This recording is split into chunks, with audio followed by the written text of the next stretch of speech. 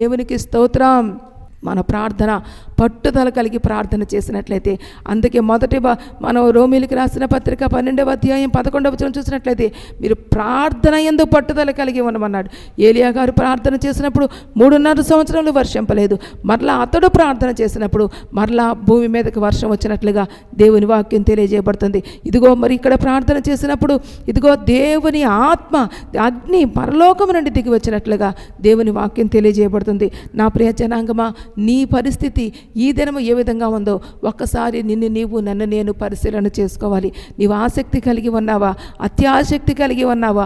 పేతురు చెరసాలలో ఉన్నప్పుడు సంఘమంతయు ఆసక్తితో అత్యాసక్తితో ప్రార్థన చేసినప్పుడు చెరసాల సంఖ్యలను ఓడదీసిన దేవుడు నేడు సజీవుడై ఉన్నాడు. కాబట్టి నీవు దేవుని విషయంలో ఆసక్తి కలిగి ఉండాలి, నిరీక్షణ కలిగి ఉండాలి. ఈ శ్రమలు ఎన్నతగినవి కావు, నా దేవుడు నాకు ఇచ్చే మహిమ ఎదుటని శ్రమలను లెక్క చేయక, ఇదిగో శ్రమలలో నీవు కుంగిపోక నిరీక్షణ కలిగి జీవించాలి. అదే సమయంలో నీవు పరిశుద్ధుల యొక్క అవసరతలలో నీవు పాలు పంచుకుంటూ శ్రద్ధగా నీవు ఆతిథ్యం ఇచ్చినప్పుడు దానికి తగిన ప్రతిఫలాన్ని దేవదేవుడు మనకు అనుగ్రహిస్తాడు.